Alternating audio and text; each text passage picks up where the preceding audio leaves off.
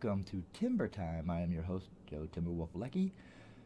And before I begin my show, I want to apologize to everyone out there about not doing a show or getting in contact with anybody recently because due to the fact that I've been working. Uh, I wanted to do a show way back in St. Patrick's Day, but I had to work St. Patrick's Day and as well as Easter. But we have a lot to discuss on this show here. But I have a very important announcement too about what I'm doing, something new. But I'm going to wait until the end of the program to let you know what it is. Yeah, I know, Joe.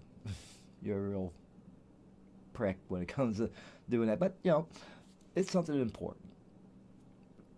But anyway, I want to discuss to you what's been going on, basically, some of the innovations that are happening around the world today. At least some of the stuff that I've heard on the radio. Now, especially in animatronics. Now, we all know that they say, robots are going to be taking our jobs and stuff like that there. And what really amazed me is what came out in Japan. I think it was Japan. They came out with the robotic sex doll. And that kind of blew my mind a little bit. So I guess the hookers out there are going to have to worry about that one. Well, anyway. Then I heard later on that I think it was in China. China, I think, is doing this. I'm not 110% sure on that. You can all check on this and correct me if I'm wrong.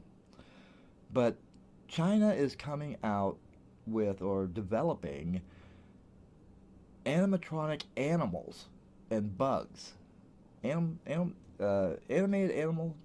animals and or animatronic animals and animatronic insects and stuff like that. There, it's like, wow, now we got being animals being made into robots and shit. Uh, and now the United States is coming out. I mean, we've been doing this, but they're starting to make more regular robots to take over basically the jobs of what we do nowadays. And we're not talking about like a robotic arm or something like that there. We're talking about a complete robot that will actually be put on an assembly line, making the parts like I do where I work at now. And I find this all fascinating, but it is the 20th century after all, 21st century, excuse me, pardon me. Um, but it makes me think because when I heard it over the radio, I have to think it's like everybody is so worried about the zombie thing. And myself, I just missed the whole zombie attack thing. We're going to be zombies are going to attack. No, no, no, no. That would probably be the least worry on my mind, because for one thing, I checked up on funerals and stuff like that there, and graveyards and stuff like that, and how a grave was made. A grave is dug anywhere from now. They changed it. Usually it's like 6 feet. It's anywhere from 4 to 6 feet deep, and they align it with concrete. You have concrete all around, and then when they put the casket in, they put a concrete slab on top, then cover it with dirt. So you don't really have to worry too much about zombies anymore, because due to the fact that one, when they're dead, all the blood's pumped out of them, and preservatives put in, I guess. What? Well, I'll think of the name of it later. But anyway, they have rigor mortis. One, if they come to life, they gotta dig through a casket first, and then they gotta try to. I think it's a 2-inch thick concrete. I do believe it. is. Is it 2 or 6 inch? I'm not really 100% sure on that. 2 to 6 inches of concrete they gotta dig through, and then they probably gotta dig through about uh, anywhere between 5 to 4 feet of dirt. And with rigor mortis, you're not gonna tear through all that. So my first thought is, zombie attacks are like, and anybody who's been buried, beforehand is usually bones by now, and so I figure, zombie attacks ain't nothing. So I figure the things we really have to worry about, in my opinion, is number one, nuclear attack. I mean, with North Korea having nuclear weapons, you never can tell. It's like they could start the whole nuclear war thing. I don't know. Uh, Second would probably be robots taking over the world. Third, for me, would probably be an alien invasion. Fourth would probably be animals taking over the world, and then zombies. Because the reason why I say animals taking over the world, I think people know my view on this. I mean, if you go up to any YouTube video and check on like animal antics and stuff like that there, especially back in, matter of fact, back about 10, I think it was 10 or 15 years ago, or a little bit further than that, maybe 20. I was watching America's Funniest Videos or something like that there, and they had a dog that could actually say mama. But I was on YouTube watching some of these animal antics, and I know I seen it. It was a cat. It was sitting there in like a doorway frame, and someone was filming it from their coffee table. The cat actually got up on its hind legs and walked from the doorway on 2 legs now, mind you, on its hind legs, from the doorway all the way up to the coffee table, which was probably 4 feet away. Now, to me, that's just amazing. I sit there, I go, and animals are getting smarter, and for those of you who are hunters, know that as well. Because due to the fact that when we first had buck and doe season, we'd be out hunting buck, but after a while, every buck season, we'd see nothing but doe. And then when doe season came around, we'd see nothing but buck. Then they decided to switch the seasons around. Switch doe and buck around, so you have doe season, then buck season. Well, I'm not sure which season came first, anyway, in the first place. And it didn't take that long, I think within a year, when doe season came around, bucks started coming out, and when buck season came around, does started coming out. And I think they tried to switch it around again, and the same thing happened.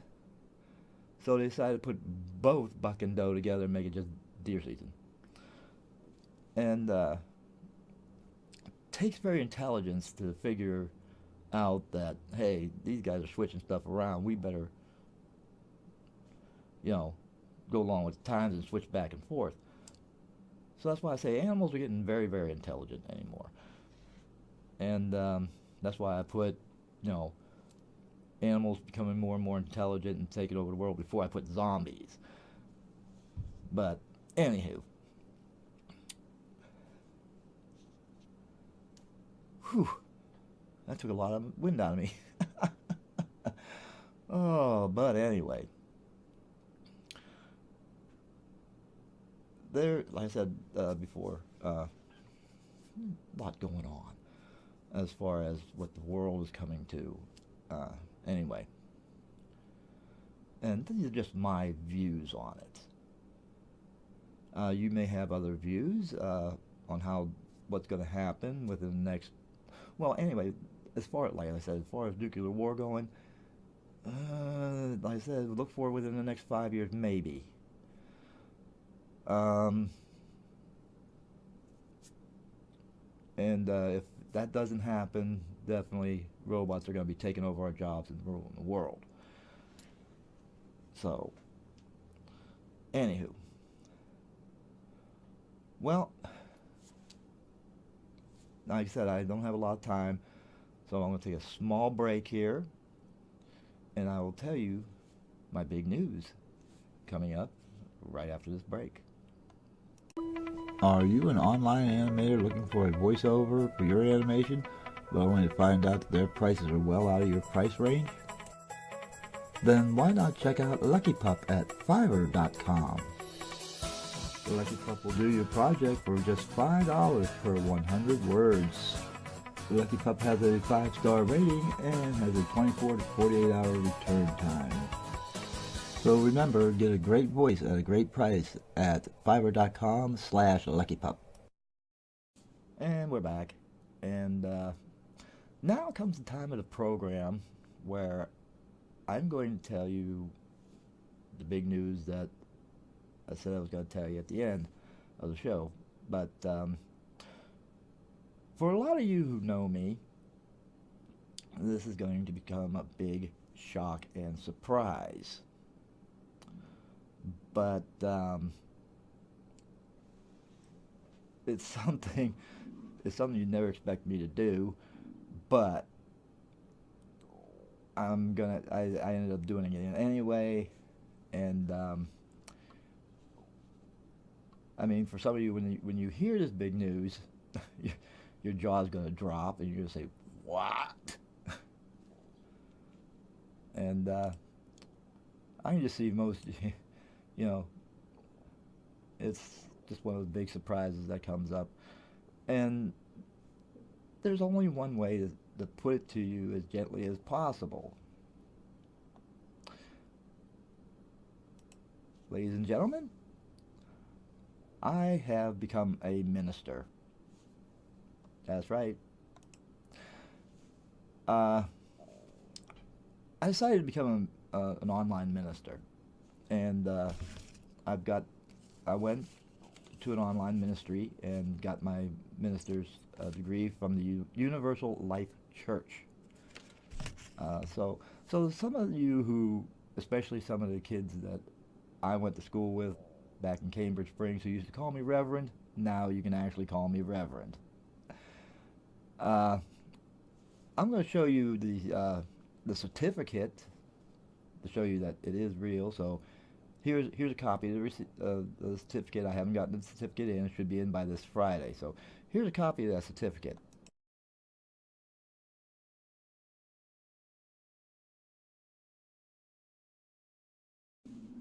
And that was the certificate of me being ordained.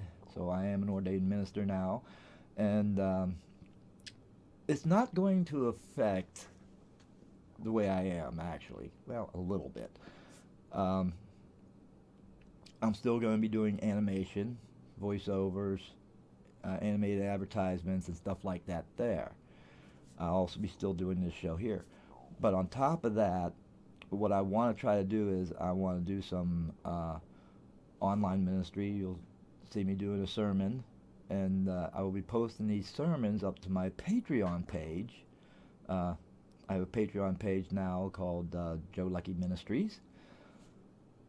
And the interesting thing about it is the minute, now I went to work, now actually I got ordained Sunday, which would have been the 29th or the 20, yeah, it was the night of the 29th, Sunday, April 29th, 2018. I decided to go for my ministries, and I got those. And so it was like the following Monday when I went to work, and I told some of the people on second shift that, yeah, I just became an ordained minister online, and I've already got one person who wants me to do a baptism, and And the plant foreman, now we're talking about the plant foreman, is thinking about having me do his wedding. So within 24 hours of being a minister, I've got a baptism to do and a wedding. So it's like, whoa. So if there's any of you guys out there that, need me to do a wedding for you or a baptism or a funeral, I should have my actual certificate in probably by Friday or Monday, uh,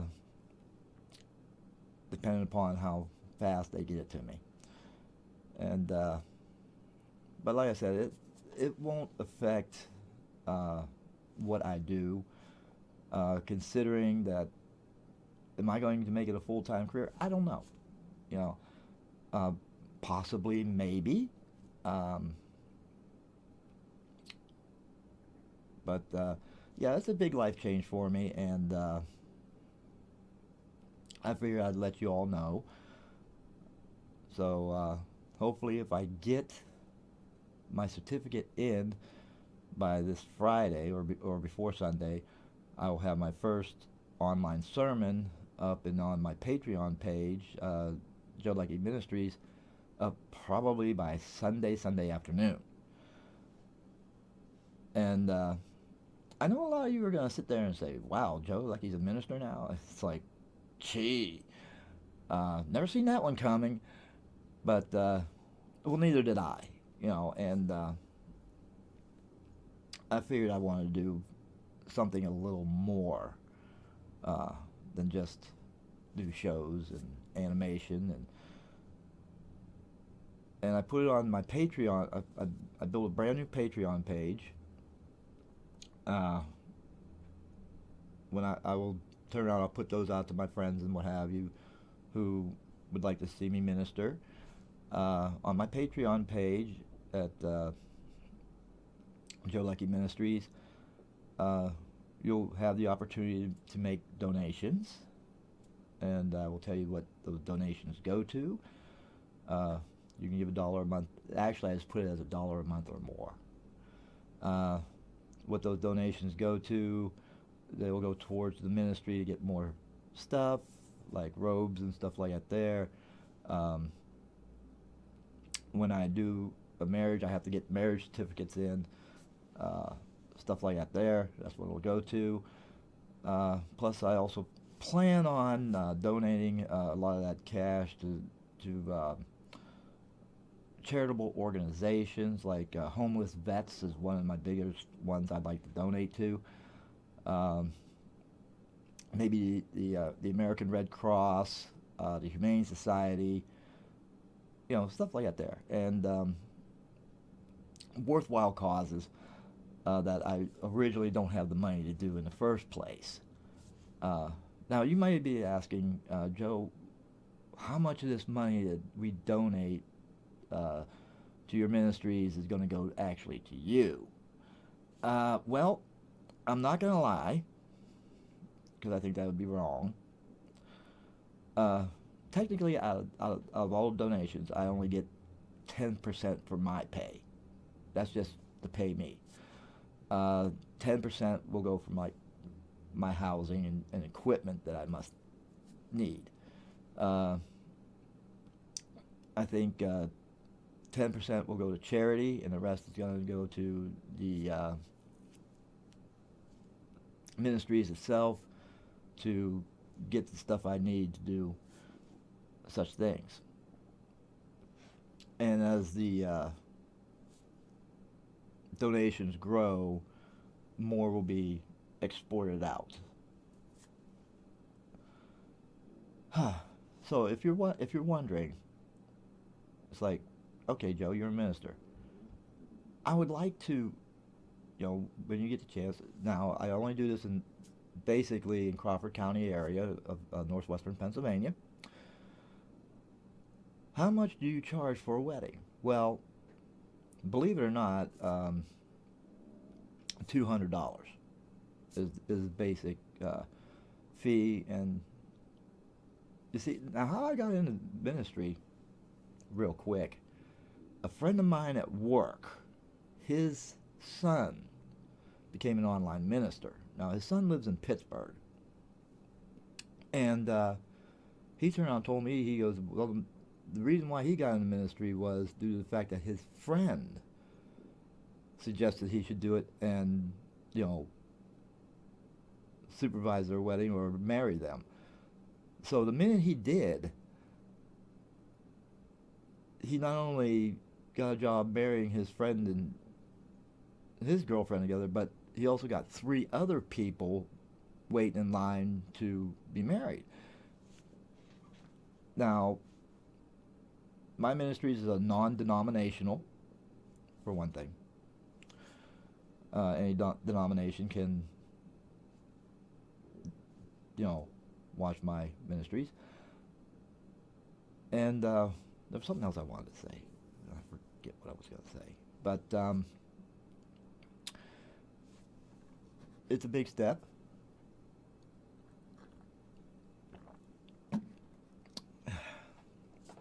And I thought it was something that I can do, considering, you know, because I'm a mixture, you know, a lot of people sit there and say, well, what church are you going to be representing? You know, it's like, I was born a Roman Catholic. When I was adopted by my aunt and uncle, I was let me see, I was Methodist. And then when we moved away from and moved to the next town we were in, I became a Baptist. So it's like, but one of the things really, and there's a large demand for people who want to get married, but they don't want to get married in a church. A lot of them want to be creative with their weddings, and I liked that idea. And I go, yeah, I think, you know, it's like something in my head clicked. It was like something kept telling me, do it, do it, do it. And I sat there and I go, well, I don't know if I'll be any good at it. So I decided, what the heck, I'll become a minister. And like I said, it's a big step for me, and I'd like to know your views on it. Like I said, you know, I happen to think of all the things that I actually wanted to do. Never thought of being a minister. Like I said, when I was growing up, I've done just about everything. When I was in grade school, going into high school, or middle school into high school, I became a junior fireman. So I was a fireman for a while. I wanted to be a police officer, but never could get into it. Came close because of the security guard job opening up next door, and I'd called about that. So that's law enforcement there. I became a professional soldier,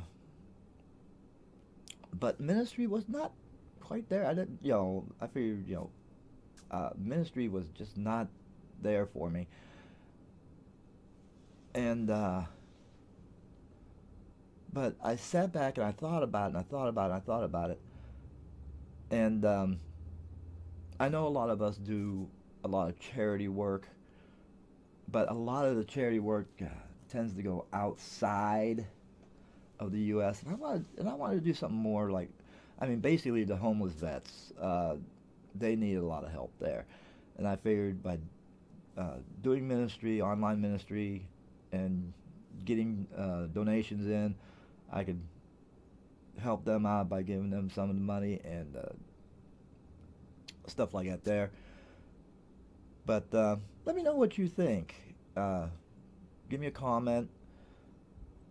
And I know there's going to be a lot of comments. I really do. It's like, you don't look like a minister. But, you know, like they say, the good Lord works in mysterious ways, and I'm a little nervous about doing it, but I do have the feeling that because it's still nagging at me, it's like, it's telling me, keep moving forward, keep moving forward, keep moving forward. And it's like, I don't know why. Guess I don't know if it's a calling or not. I have no idea.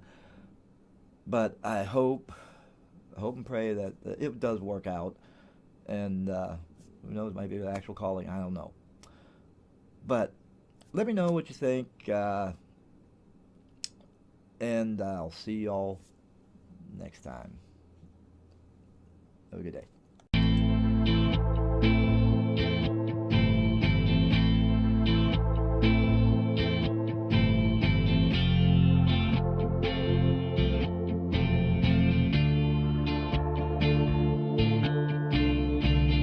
Just one little